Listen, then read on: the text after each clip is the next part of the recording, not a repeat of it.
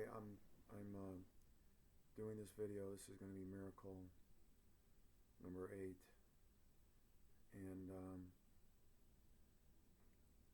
I want to show you how God speaks to people, how He spoke to me. Um, uh, it's St. Patrick's Day right now, 2016, and I over the weekend on the 12th, I competed in a boxing tournament, and it's something I've been trying to get back into since really like 1994, after I graduated college, and then um, 2000, 2003, 2004, actually even 2002, again 2008, 2009 when I tore my tricep. I've been pretty much for the last 20 years trying to get back into boxing after um, I had, when I was a senior in high school, I had 4 fights in 6 weeks. I only lost one, and I lost by a split decision, and then the kid I lost to, the kid who won, he beat me by a split decision, won the Chicago Golden Gloves with a first round knockout. And but then I went to college, and I didn't keep boxing because I just figured, if you're gonna do something right, do one thing right, and if you're gonna go to college. So I graduated with a 3.4. I could have even done that. I could have done better. I started out with a 3.75 out of 4.0. But anyway, I didn't box in college, and I wanted to. So anyway, um, if you've seen my video, my testimony, I talk about how I would often try to get into boxing, get back into it, and then it seemed like something was trying to impede me. Cut to the chase, I just boxed. As I said, I went to the ringside tournament, and I want to show you how God got me there, and I'm going to show you proof. The first thing was, and you'll see I don't have the backdrop, the Our Invisible Enemies backdrop, just because it's a burden to. You have to basically raise the extension and then the pole, and then it hangs down from there. And I'm at my parents' house at the moment, so I just don't. I don't. It's just too cumbersome. And I want to explain to you how God reassured me that He was going to be in this time, and got me in the ring, because every time in the last 20 years that I worked hard, made efforts, I never got in the ring and competed. And okay, the first one, and I'm gonna show you screenshots, but I was one of the things that, here, look, the Holy Spirit leads you into all truth. So you just have to have the faith to understand that, yes, that is a sign. That is a message meant for you, wherever it came from, whoever it came from. So one of the messages I got was, we want God to speak in ways that we can understand, and that was reinforced a couple years, well, about a year and a half ago, by a pastor at a new church I was going to for a while, who was basically saying, you have to mix, the way he said, he's like, you got to mix faith in, with, it's one thing to, in other words, like, if God speaks to you but you don't have faith, it's as if He didn't speak to you, because you don't even believe He spoke to you. So here are the signs. I I was on a, I was struggling still with sin. Not really, no. I tripped up um, here. I tripped up there. 4 months, and then boom, you give in to cravings to drink alcohol, and then another 3 months later, 4 months later, that kind of thing. But it's it's devastating um, when that happens. Um, but these old habits die hard. But I think it's dead now, and I think God knows it's dead now. And so anyway, I was fasting though for 3 days. I was really as an atonement, and I'm going to show you the. It was the day I fasted. I think it was a Sunday. I don't remember. When I first started the fast, I prayed. Here's the thing. I was on a 3-day fast. I turned into a 4-day fast because I did fasted all in one day. Then it was like a Sunday, I think. And towards the end of the day, I thought, well, why does God really want me to fast? I mean, why do I need to do this? So it was like I fasted all day Saturday, and then most of the day Sunday, and then I ate something at night, and then I took my dogs for a walk, and it was like I had total like bombardment, harassment. It was like I had no mental peace, and I realized, wow, man, what was that fast for? And then so I went back on that fast. So then Monday and Tuesday, I it was a 4-day. It was like Saturday, no food. Sunday, I made a mistake eating something at night. I realized, no, you better commit. Fulfill your commitment to God. Um, and then so Monday and Tuesday was full day fasts. Didn't eat till Wednesday. But on whatever day, it might have been Sunday. I don't know. I finally prayed and said, look, God, if I don't want to start boxing again and be tripped up before. So if this is it, show me a sign. So here's the sign. It was the next day. I believe when I woke up, I think I got an email from Ringside. It was like 25% off or 30% off. I don't know. And then I just went ahead and bought, I believe it was the headgear. Because I'm over 35, so you need Masters competition headgear, and it has to be approved.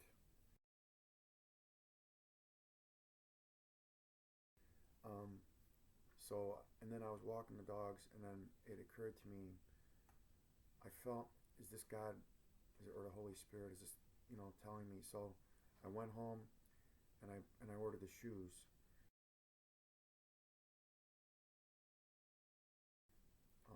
Competition boxing shoes, because I needed shoes. I had other shoes, but they were too small, and they screwed me up. And these shoes are great. They fit great. They feel great. And that very night, I got an email, and I'm going to show you the um, the receipt for the headgear, and then I'm going to show you the later receipt for the shoes. And then later that night, it was like tailor-made for me. I got an email from USA Boxing that they were USAB, US Amateur Boxing, that somebody in the area was looking for a Masters boxer, someone over 35, at 180. And that would be my weight pretty much. And it was for that Friday.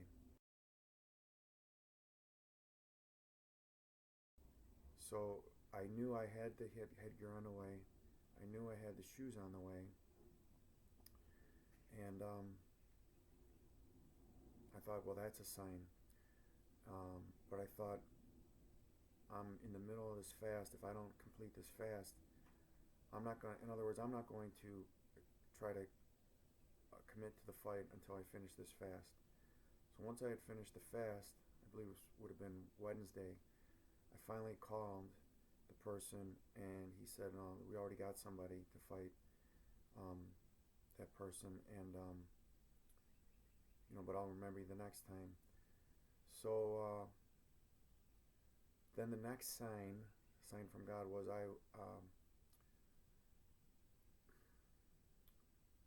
I'm pretty much, a lot of people don't tell them about their rags to riches story until they're rich. And I'm still in rags. Um, I'm living at my parents' house, but it's better than living alone. That drove me nuts. Um, I don't have a car anymore. So I rented a car for Christmas. I wanted to be able to take off if things got bad. Just drinking from relatives. So I went to budget rental, and I ran into Mr. T, and from Rocky 3, and Rocky 3 is what started it all for me. I remember my brother. Anyway, so my brother was old enough to go see Rocky, and yeah, sorry. I was taping there, or I was talking there, thinking I was being videoed for a while. I went on for about 15 minutes until I realized the camera wasn't working or wasn't on. So, I was talking about, I ran into Mr. T. So, I believe it was December 23rd. I saw Mr. T, and he was at Budget Rental, and that's where I had reserved the car. And so I was standing there, and at the desk, completing my reservation, and I guess Mr. T had walked in, and then the guy, I didn't know who he was. I just thought he was some guy who came in, and then the guy who was waiting, or doing the reservation for me, the budget place, said, "Don't you know Mr. T?" And then I realized it was Mr. T. I was like, "Yeah, of course, Rocky 3." So then I got my keys and contract, and then so I walked over, and Mr. T was over there at the counter right next to me, at the agent next to me. So I I tapped him on this shoulder as I was walking behind him, so that I tapped him here, and then came behind him, and I was like, "Hey, nice to meet you," and I said, man, Rocky 3 was awesome. I said I saw that 4 times at the theater. So now, like, Mr. T's like right here, like we're eye to eye. He's actually just a little bit shorter than me, and I'm only like 5'11". So he's probably like 5'10", and and he's got the furrowed eyebrows just like you see in Rocky, and he looks in really good shape. He's wearing like a jumpsuit, like a tracksuit, a red tracksuit. He looked in good shape, and looked thin, like for a guy he's probably 60, and maybe older, maybe just early 60s, and so yeah, so now he's looking, he probably like, who's this fool? He didn't. He's not. He was nice. But I said to him, I saw Rocky 4 times at the theater. And then I reiterated, I said I saw it 4 times at the theater, because it was out in 81 or 82, whatever it was out in, maybe 83, that summer. And I think it was, I don't know, it was 81 or 82, I think. And I think it was 81. And we didn't have a VCR. There was no cable TV. If you were going to see it 4 times, you had to see it at the theater. And I went on the bus with my brothers the first time I saw it. It was the first Rocky I saw. It was awesome. I made my mom take me a second time. And then I went 2 more times on my own. I took the bus by myself, which I was just old enough to do it, but almost too young. But we don't really live in a bad area. And it really meant that much to me. And then now I see Mr. T, and he was giving these out to the people at Budget, because He knows I have to let my dog in. Um,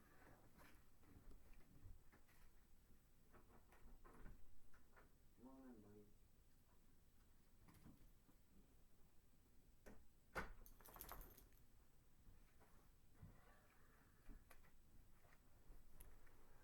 So so yeah, so he was giving these out. So he reached in his bag. And he's like, "Oh, let me give this to you." And he gave me this keychain.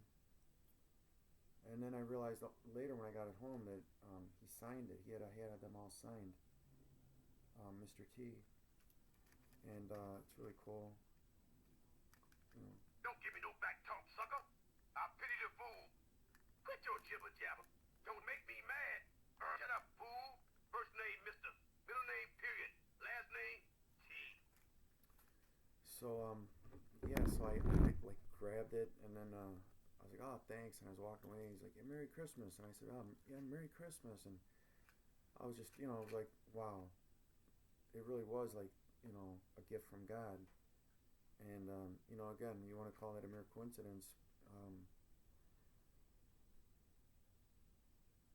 Again, God speaks to us in ways we understand, and if you don't have faith, God can't speak to you. So um, that's another sign. And then that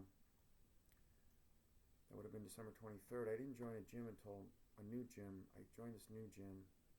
I found it was on January 26th, and I think it was because I saw either the Masters tournament. I saw that Ringside had a Masters tournament only, just Masters 35 and older, in March, and I registered for it, and I either joined the gym then or, but I was training, but all I was doing was hitting the bags, and then it wasn't until like 2 weeks before I knew the tournament was, um, when I went in on a Saturday, because nobody was sparring, everybody was just hitting the bags, and then and the Chicago Golden Gloves is like coming up too, so I guess a lot of these guys aren't competing. It's more of a white collar boxing gym, which is actually probably better for me. And but I'm thinking, man, how can I go into a tournament without sparring? And I thought, well, God's gonna provide it. And it was about probably like 3 weeks, 2 weeks out.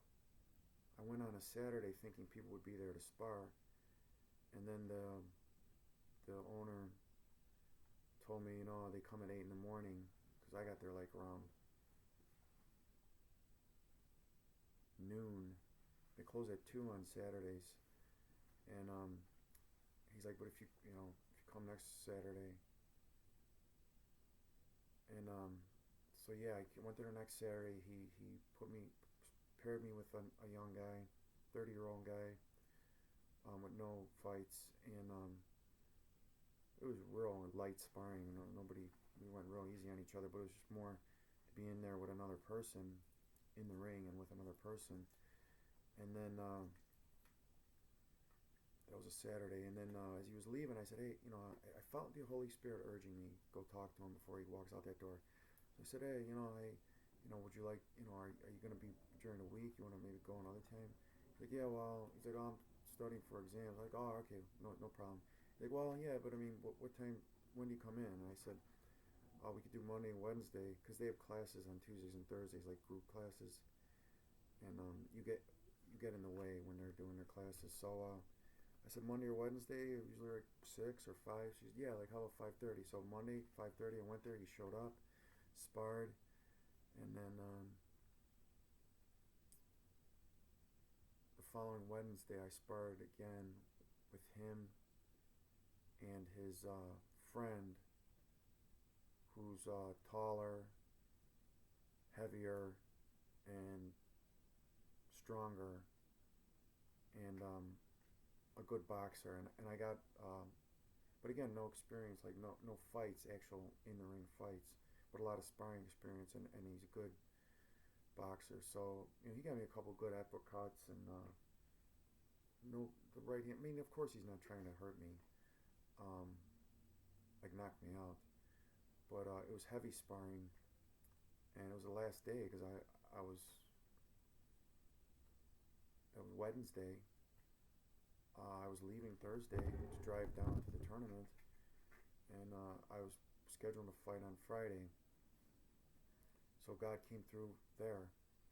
Um, but the Mr. I fast forwarded it and I got a reverse because after Mr. T and after I joined the gym, um, I remember I was waiting in line at the post office. And I was thinking, should I go to the gym tonight? Because I take the train into the gym, and or should I skip it? And then I asked the Holy Spirit. I think if you, in your mind, you actually ask God, stop and ask God, He'll tell you. And right away, the song came into my mind, "The Moment of Truth," and I only know the song, but I've never downloaded it. I've never saved it in a playlist. I've never bought it on iTunes. I've never searched it on YouTube. So I thought in my mind, okay, yeah, the moment of truth, it's all on the line. This is the place, this is the time. And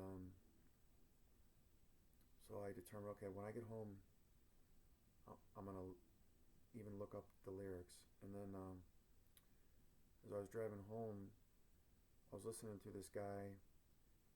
I think it was a Christian talk radio, but he was talking about a book, a novel he wrote just prior to 9/11, and since the plot was very similar to the hijacking and the towers, crashing into the towers of 9/11, he became very popular after 9/11, and he was on a lot of talk shows, and he was talking about how the thing that people were more interested in was the fact that he was Jewish, but he was believed in Jesus, and he was a Jew for Jesus, and they were like, why do you believe in Jesus if you're a Jew? Because one of the guys he was talking about was a shock jock in New York, and he said, you're a Jew, I'm a Jew, how can you be a Christian? And he explained how because he had notoriety for one reason, the novel he wrote,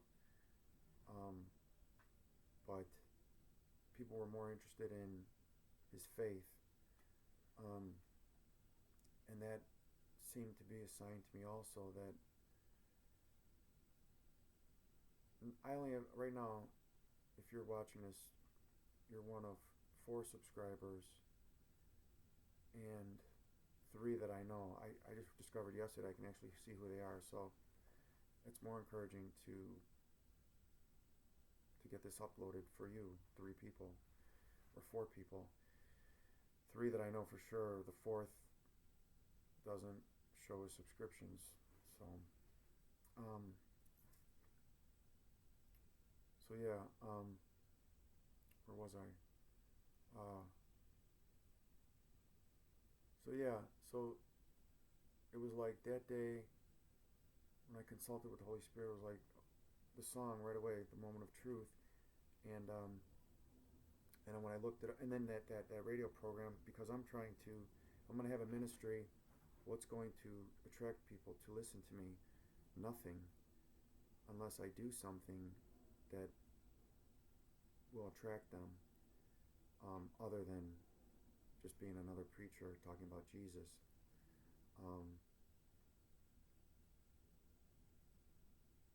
So you have to get people interested in you. So I guess that's God's way of saying that, if you go back, if I can get back to fighting, and I capitalize on the potential that I had or have, that's the way I'm going to be able to effectively serve Jesus. So I listened to the lyrics. I got in the house. I listened to the lyrics, and it struck me. It's the moment of truth. It's all on the line. This is the place. This is the time. You waited forever, which is true. 20 years. It's now or it's never. Nothing can stop you now. And when I heard nothing can stop you now, I understood it to mean nothing is this time. This year, it's different now. The devil, God's going to hold back the forces that, like in 2009, when I had a freak accident, I took it upon myself to just start throwing right hands at the bag in my basement, and I ended up tearing my tricep, and then I slipped and tore it even more when I landed and broke my fall with this same arm, and I've got a torn tricep. Um, and Then they wouldn't let me fight in 2011 because they didn't have a Masters division in the Golden Gloves, which they do now, but they wouldn't. They stopped me, and all that training was for no. In all the years prior, other reasons, and the song was saying, God was saying, nothing's gonna stop you now. It's not like you're gonna make all these efforts and be stopped. And then the other last part of that song, he says, if you can do it, get up and prove it. Get up and show them who you are. So I was like, okay, there's another sign. God's talking to me. And then, oh, and then the other thing was,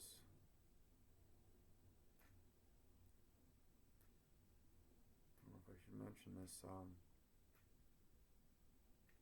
My mom had a death in the family that required her to get on a plane the next day and fly overseas to Europe. So, and I thought that's a roadblock because she'd be home to watch my dogs. But when I prayed, God told me that no, she's the roadblock that was removed. And I won't go into details about that.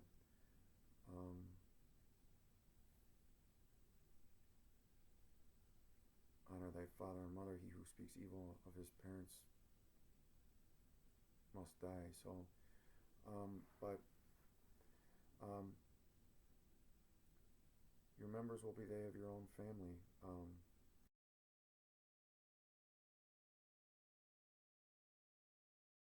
Jesus said that. So, if the devil, which was inside of me, is still in all those around me who haven't been saved, they can be used by the devil as a hindrance. So I realized the dogs are going to be okay.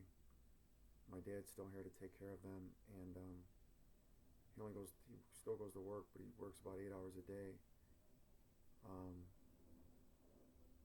And then he didn't even go in on Friday. I called him. I didn't want to leave the dogs on Thursday, so I waited till he got home on Thursday, and then I drove through the night to get down there, and I got in like 2 in the morning, and I got a hotel. I only slept a couple hours, and then I called my dad. He said the one dog was shaking, and they didn't want him to be left alone. You could imagine my mom disappears for days, then I disappear, and they'd be scared that now he's going to disappear on them. So he said he just stayed home that day. And then I thought about it. He takes off for no reason at all, seemingly. It's good that he took off for the dogs. So the dogs were fine. Everything was fine, and I thought I was going to fight that Friday, and I tried to get a nap. I could nap in, and I couldn't. I asked God, I prayed to help me get some sleep.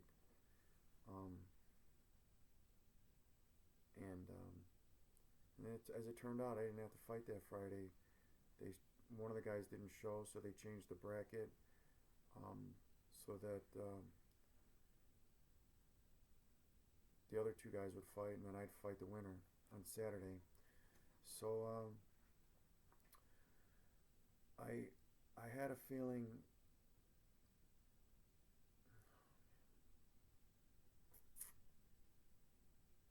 I had a feeling that, well, let's put it this way. I felt I would win, But I even thought, well, what if I do win and I get this belt? Am I gonna go on, keep doing this? Um, and I was thinking about when I win, what I'm gonna do. And then I reminded myself if I win. Um, but I had an inkling that initially I might, like he might, hit, I might get slowed down at first, and that kind of, I prayed that wouldn't happen, but then I realized thy will be done. Um, I prayed to God that I would get down to 165. I haven't been down to 165 since I was in high school. And the day of the fight, the day of the weigh-in on Friday, I weighed in at 165.0. And because in the morning I was about 168, I put on everything, a hood, jumpsuit, got on just did light cardio and just sweat. And then I got in the hot tub and sweat, and got on the scale, 165. And then when I went to the official scale, same thing, 165.0. And I was actually still wearing socks, so a little more clothing. And then the next day, I had to do the same thing, 165.2, which is fine. Because the guy I fought was 175. And I'm going to show the video, a portion of the fight. First round didn't go so well. I got hit with a right hand. For some reason, I wasn't keeping my hands up, but it's because I didn't have a coach. I was given a coach, and he went over some things with me, but he told me, do this when I tell you this, do this when I tell you that. But when I was in the ring, I couldn't hear a thing he was saying, and it kind of made me stop thinking about what I knew that I was going to do was make sure you keep your hands up, avoid the right, and just keep hitting him with the left. So I didn't do that until the third round. So the first round, he hit me with a right, and in the amateurs, especially masters, if you get a hit with a clean shot right away, mandatory standing 8 count. So and then the other thing, it's the 1 minute rounds. You might think, wow, 1 minute rounds, that's nothing. It's nothing for people who are old and slow and want to just drag it out and not get hurt. But for young guys like my opponent and me, this guy, then it's an all-out brawl. 1 minute brawl, and it's over fast. 1 minute and 1 minute rest. 1 minute, 1 minute rest, 1 minute. When you're outside the ring, I actually have to look. Some of these people were so slow. I actually looked there. These 1 minute or 2 minute. But when you're in there, it feels like 15 seconds. I gotta let my other dog in.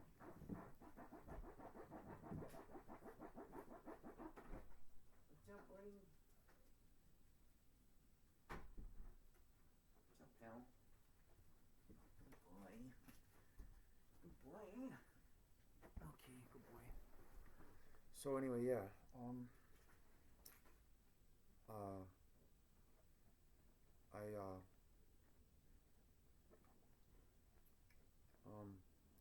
I'm going to show you part of that. Luckily, I got the video. Somebody was there videotaping every fight. I put it on YouTube, and then I was able to download it, and I'll put a portion of it. But so the first round, I get a standing 8 count because the guy connects on me. Second round, another standing 8 count, and then I go back to my corner, and the coach, he's like, how do you feel? I feel fine. Oh, because the second standing 8 count, the ref's looking at me like. And I said, I looked at him like, I go, I'm fine. So he let me keep fighting, and then when I went back to the corner, the coach in my corner, he's like, look, you can't get another standing. He's like, how do you feel? I was like, fine. He goes, you can't get another standing 8 count. So I went out there, and just kept with that left, and I knew this guy's 175, I'm 165. It doesn't matter. I mean, I just have less fat, and for 1 minute rounds, it doesn't make a difference. So I'm not using that as an excuse. So you can see the fight yourself. You can't really see a lot. What I saw in there isn't what you see, or what the person in my corner see, because it was from my opponent's corner. It was filmed from. But I definitely hit him with a lot of lefts that he definitely felt. and slowed him down. And so, I mean, the good thing is that he connected with his right, which is his power punch, because he was a orthodox fighter like me. He's right-handed, and I took his, he, he was going right up to the bag, boom, something that doesn't move and doesn't hit back. You know, and he got first round and then second round, and so his rights, didn't put me down, and it was my left actually that was slowing him down. It's just not real visible, but anyway, I didn't think I did good, but then when I got back to the corner, you'll see the reaction. My corner man, he's like, "Oh man," he's like, "Good job." He goes, "That was awesome." But I could see in his smile, he was being sincere. He's like, "That was awesome." And because I guess if you figure and then he was telling me later, well, here, then my opponent comes over and shakes my coach's corner's hand. Barely, he wasn't barely going to say anything to me, but I think I motioned so that or at least thought he was gonna. So it didn't seem like he barely acknowledged me, but it looks like in the video he might have. So getting out of the ring, I was met with people who were really positive. Like one of the fighters, he was like, "Oh man, good fight." I was like, "Oh, thanks." And then my opponent's coach was all smiles, like, "Hey man, good fight." I guess it's because to lose round 1 and 2 and then win round 3 after, you know, taking the guy's best shot each time, each round, people were impressed. Obviously, I wanted to win, but everybody loved Rocky for that reason. And it was funny because I didn't know it was his coach at the time. And, you're just kind of like, I wasn't really looking, but I could tell he was really smiling at me, like, man, look at this guy. And then I went out in the atrium. I was through the hotel. It was a nice Crown Plaza hotel, nice hotel. I was going to the men's room to change, and another coach. I didn't know he was a coach at the time. I thought he was like a heavyweight. And he's like, "Hey man, good fight." I was like, "Yeah, you think so?" He's like, "Yeah." He's like, "Real good." And then but I could tell he was willing to spend time with me and actually talk to me. So I could tell people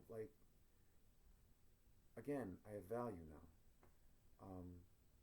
It's just something I had when I fought at the age of 17, and I haven't had since. And it's just an awesome feeling. And it's as if I picked up where I left off 27 years ago. And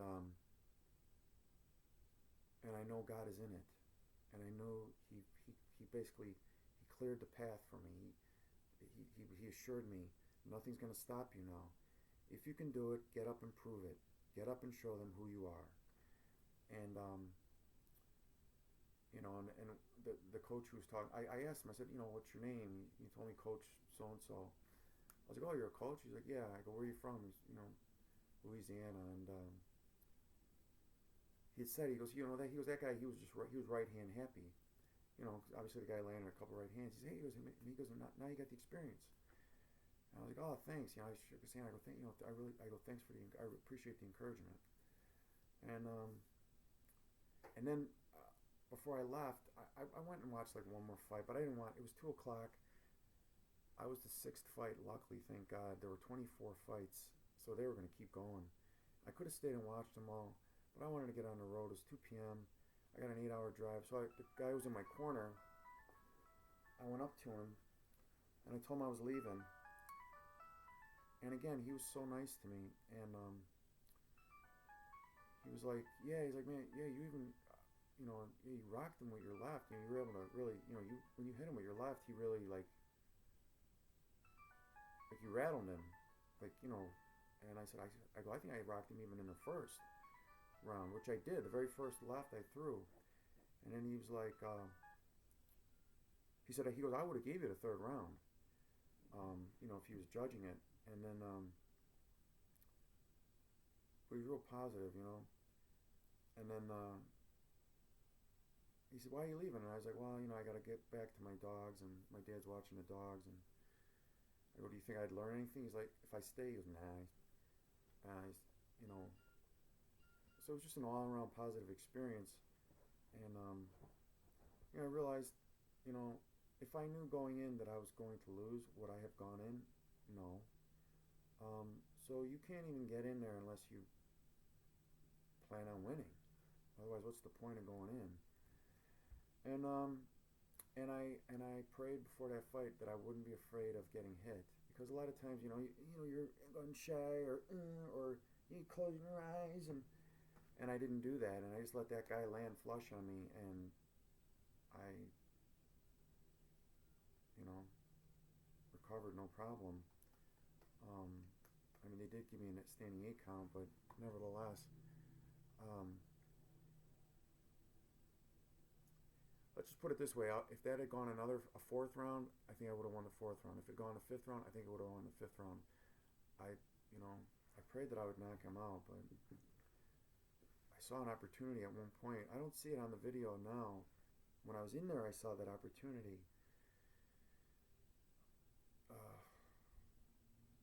But so there's the miracle number 8.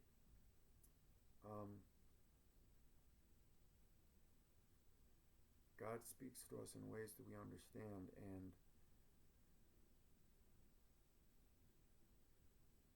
I'm at that age, 44, where I can still fight 35-year-olds.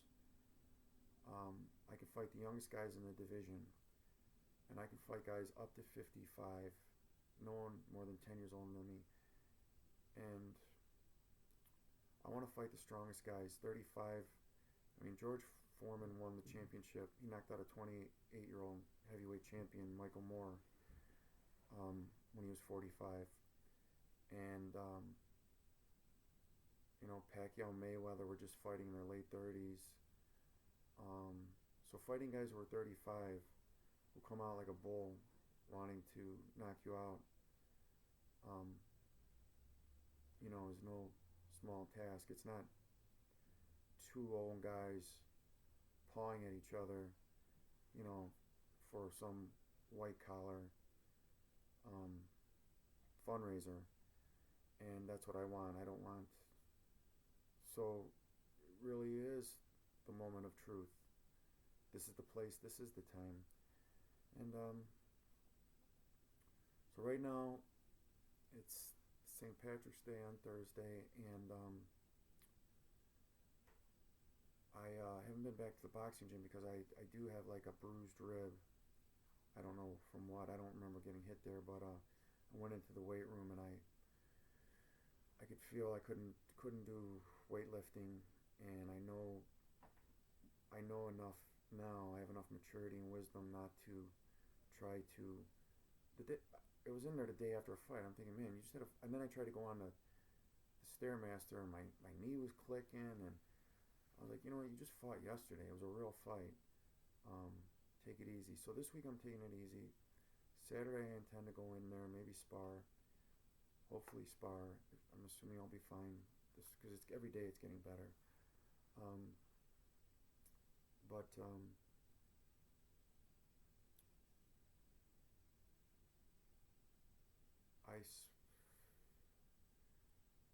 after the fight, I thought that I would fast for 3 days because I assumed I would win, and then I didn't win, and I thought, well, why would I fast at all? And then it started to occur to me, everything that God did to get me in that ring,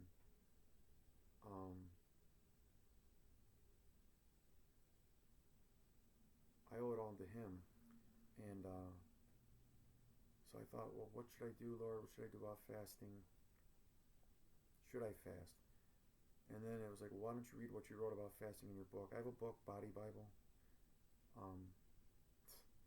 I was looking for reviews, and I went on the discussion forums on Amazon where they have these reviewers, and they attacked me. One said he was a Catholic, and I guess I can't. Talk about an attack. Because I was only marketing the book to Christians, so they viciously gave me. I had no reviews, and all I wanted was reviews. So one of them, probably the Catholic that I got into a heated flame war with, gave me a 1-star review. Never bought the book, never looked at it, So now I'm fighting with Amazon, but I don't even care. But trust me, if you want the book, I'll send it to you for free. Send me an email at bodybible1@gmail.com, and you can do your own. But yeah, who would put a review saying pure garbage? Everything that he says you should you should do the opposite. What kind of if there was an obese person reading that book would say, yeah, do the opposite. When he says look in the mirror, don't look in the mirror. When he says learn to count calories, don't learn to count calories. When he says, just do it, start exercising, even if it's, just minimal, it means don't exercise. When it says don't drink alcohol, it means do drink alcohol. This is just obviously just a vicious attack. Who leaves 1 star? And I threaten to sue these guys because I am an attorney, but do I want to be bogged down in that? But see what these people, they do. They attack you because you're a Christian. Then when you fight back, they say, oh, what kind of Christian are you? Oh, you're really representing your faith. When I was trying to represent my faith, you tried to belittle me and put me down and attack me. When you see, and I said to him on there, I said, oh, really? You think Christians are weak? You think David was weak when he slew Goliath? You think that, Peter was weak when he cut the ear off of Caiaphas' servant in the garden? When you think that Paul was weak when he was dragging Christians in chains and consented to, Stephen's death, the first martyr? You think Moses was weak when he killed an Egyptian? You think, I don't know if I said anything else. Jesus was weak? You think Jesus was weak? When he got up in the face of the Pharisees and called them vipers and blind guys? These people. So anyway, if you check out it's going to say 1 star now. I got my wish. I wanted a review, and I happened to ask a bunch of pagans, and that's what you're going to get. I put myself on their radar. So don't be discouraged by that 1 star review. Because if you look, you'll see I had another book, Be Transformed. Whoever that verified purchaser was left a 5 star, 5 out of 5 stars, and said, I love this book. The gentleman who wrote this book was very honest, and this book helps. So anyway,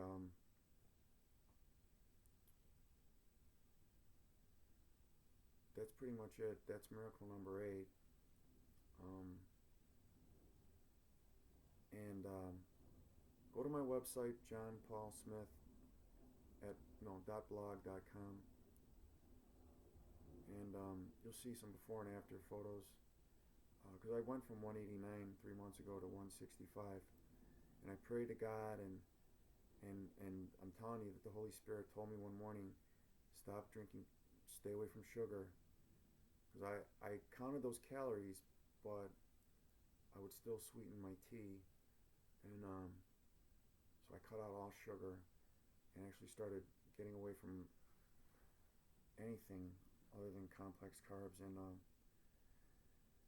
remember I told the guy I'm going to try to get down to 165. The guy I was sparring with, and I said, and then it was like something caught me. He said, no, I am going to get down to 165. And I got down to 165, and I was 189 3 months ago. And if you want to get in shape, you want to get Body Bible. It's all based on the Bible. I'm basically giving it away. The e-book is $3.49.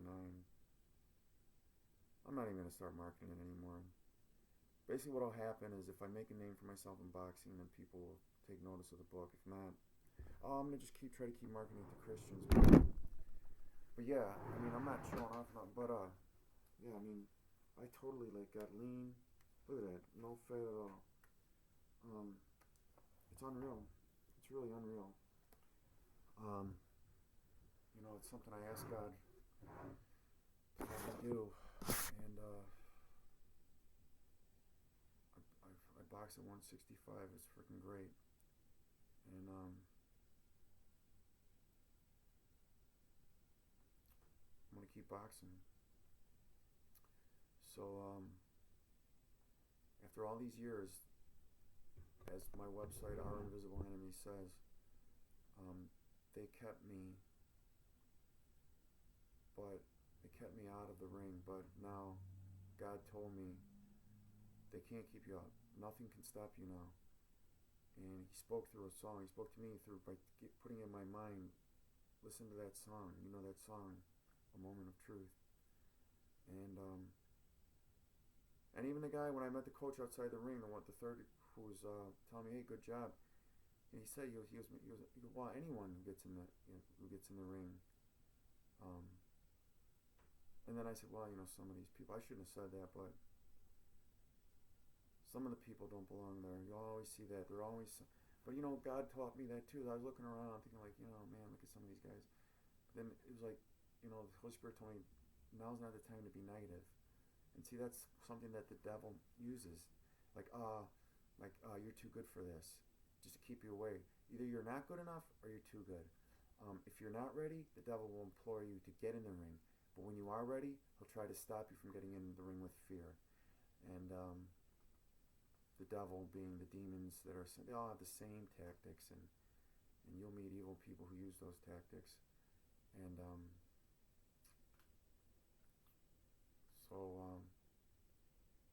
that's miracle number 8.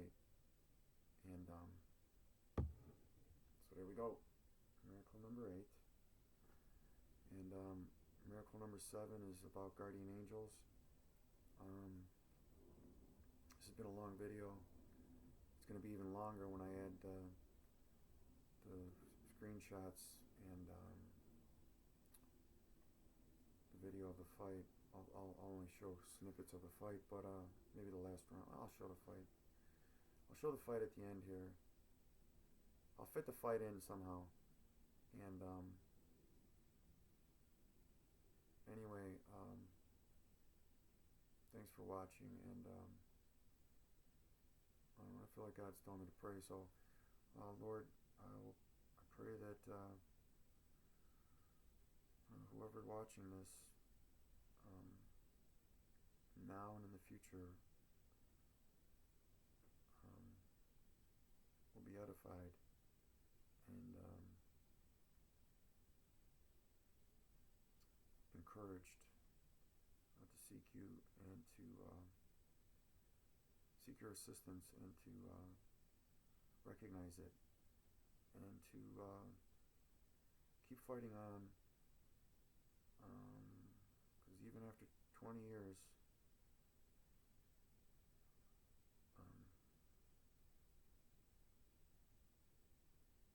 finally you can still reach your goal. I mean, when God's done with you, as Jesus said, the parable of the sower, depends on the soil of your heart, but sometimes Satan snatches the word away on rocky soil, sometimes on thorny soil, on shallow soil. People endure for only a short while, but they have no root and they wither. Those with thorny soil will be basically, the word will be choked out by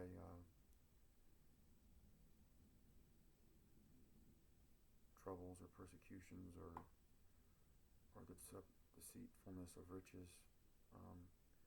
But those with good soil will bear good fruit. And that's the other thing. God spoke to me. O ye, why are you timid and afraid, O ye of little faith?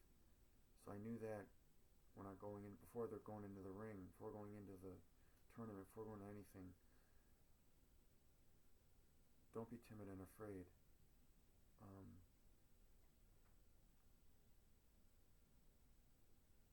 And don't be of little faith. And the other thing was,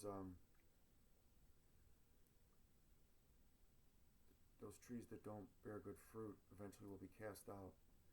Just like the parable of that fig tree where they're going to burn it, and they said, well, why don't you leave it for another year and we'll see if it bears fruit. So I kind of knew I have to bear fruit. So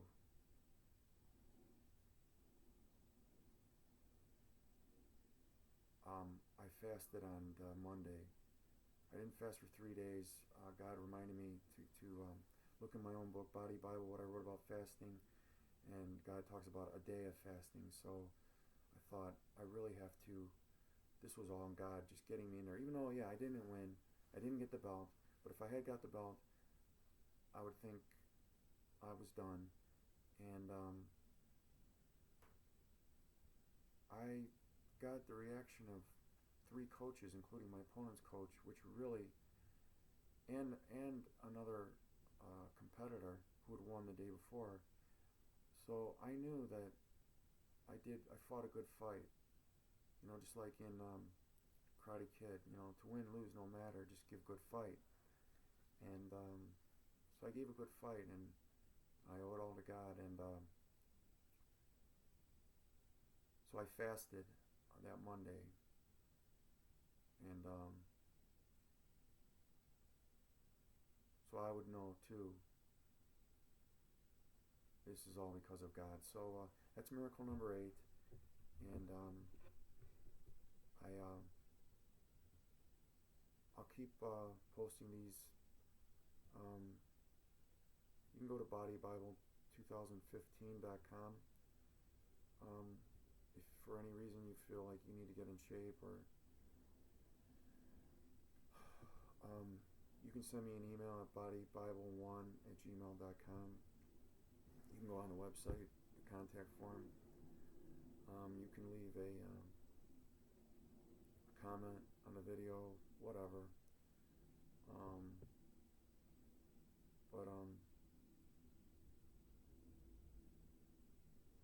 God is real, and miracles are real, and the power of God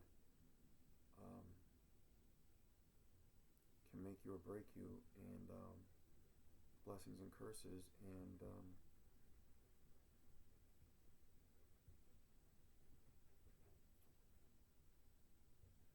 don't know, be encouraged. So okay.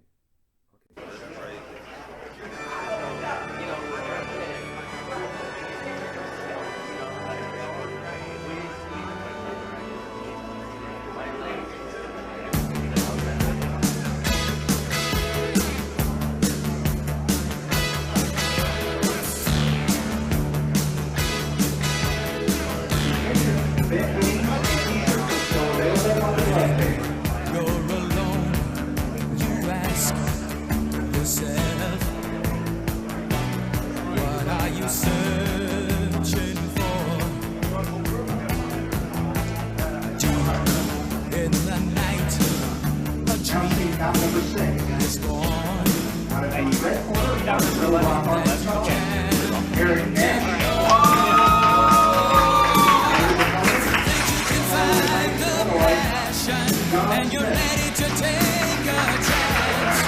If you really believe you can make it, then the power is in your own hands. It's the moment of truth. You're giving it all, standing alone, willing to fall. If you can do it, get up and prove it. Get up and show them who you are. It's the moment of truth. It's on the line. This is the place. This is the time, waited forever. It's now or it's never. Nothing can stop you now. So in your life,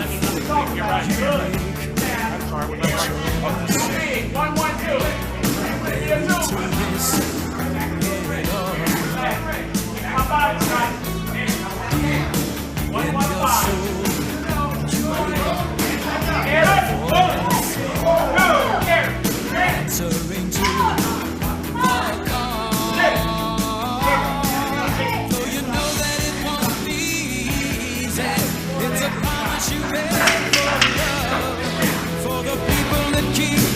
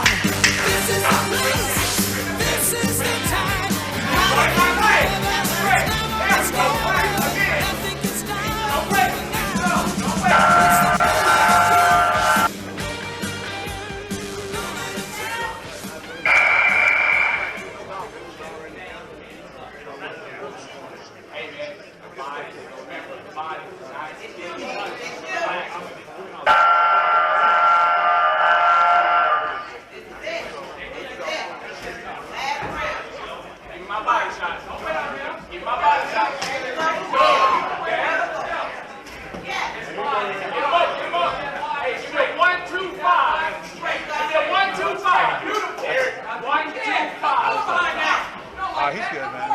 He's one of my guys. Where's my fire? Double up. Come on, Jab. There you go, Jab. Yeah.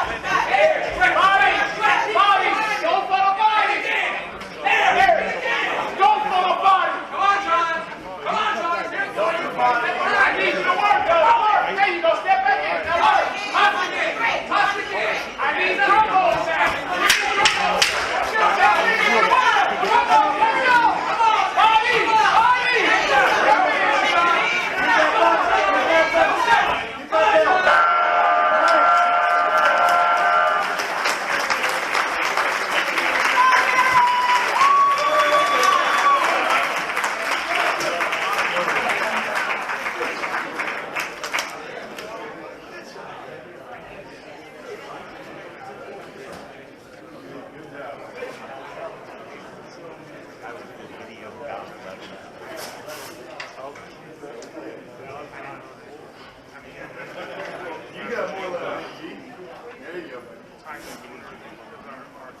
Let's have another round of applause for Northeast National.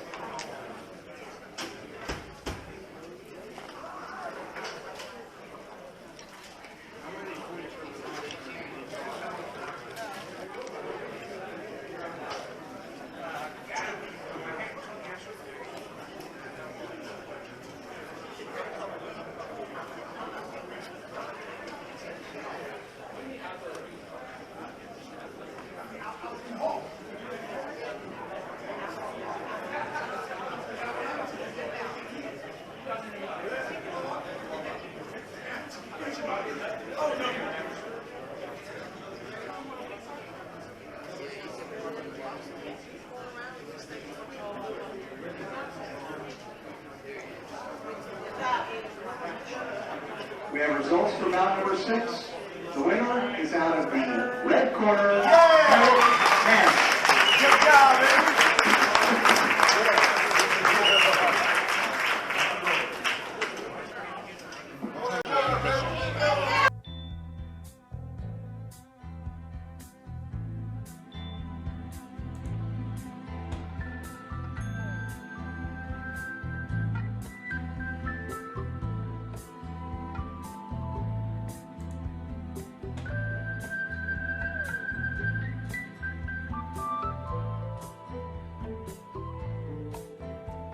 If only you believe like I believe, baby, like I believe, we get by. If only you believe, if only you believe in miracles, so would I. If only you believe like I believe, like I believe, we get by. If only you believe in miracles, so